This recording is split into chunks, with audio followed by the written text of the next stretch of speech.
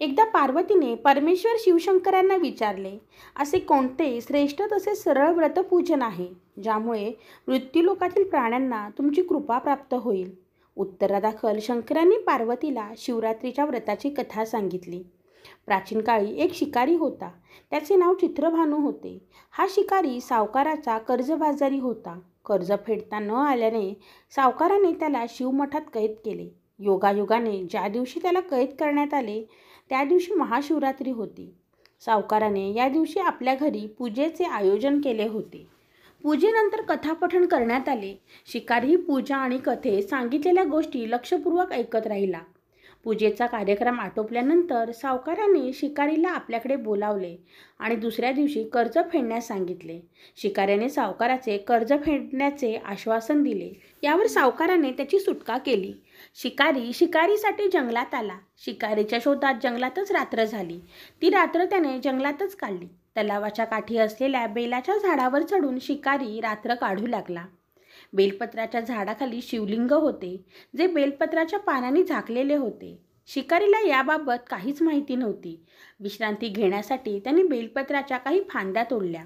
या प्रक्रियेत काही बेलपत्राची पाने शिवलिंगावर पडली.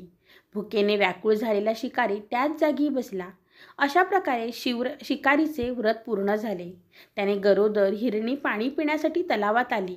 शिकारीने धनुष्यावर बाण टाकून हरणाचा वध करण्याचा प्रयत्न करताच हरिण म्हणाले, मी गरोदर आहे.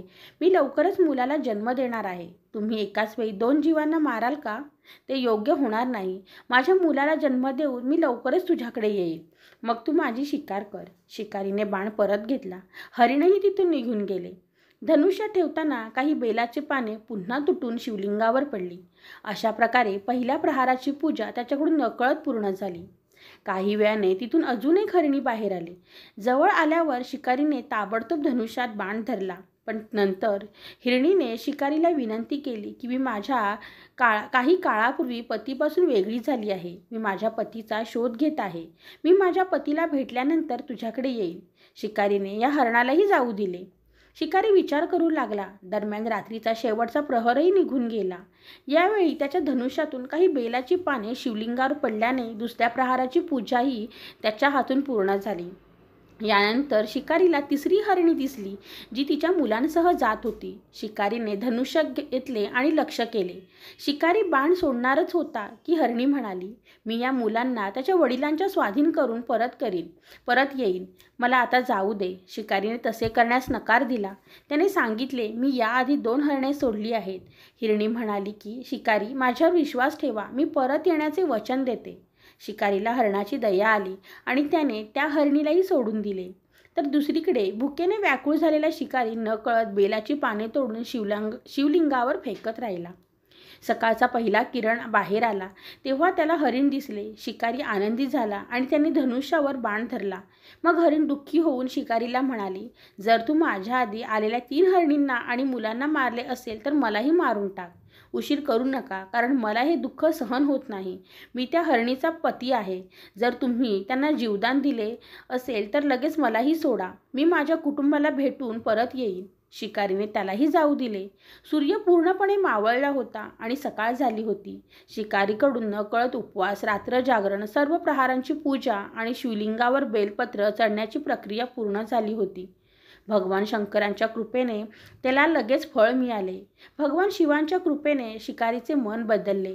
शिकारीचे मन शुद्ध झाले. काही वेळाने संपूर्ण हरिण कुटुंब शिकारींसमोर हजर झाले, जेणेकरून शिकारी त्यांची शिकार करू शकेल.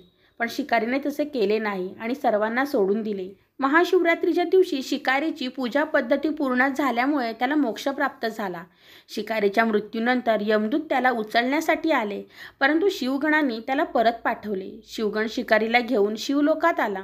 भगवान शिवाच्या कृपेने राजा चित्रभानू या जन्मी स्वतःचे भूतकाळाचे स्मरण करू शकले आणि महाशिवरात्रीचे महत्त्व जाणून घेतल्यानंतर ते पुढील जन्मातही त्याचे पालन करू शकले. महाशिवरात्रीला उपवास करून भगवान शिव यांची पूजा केली जाते. शिवरात्रीच्या काळात भक्त दिवसभर उपवास करतात आणि भगवान शंकरांचा नामजप करतात.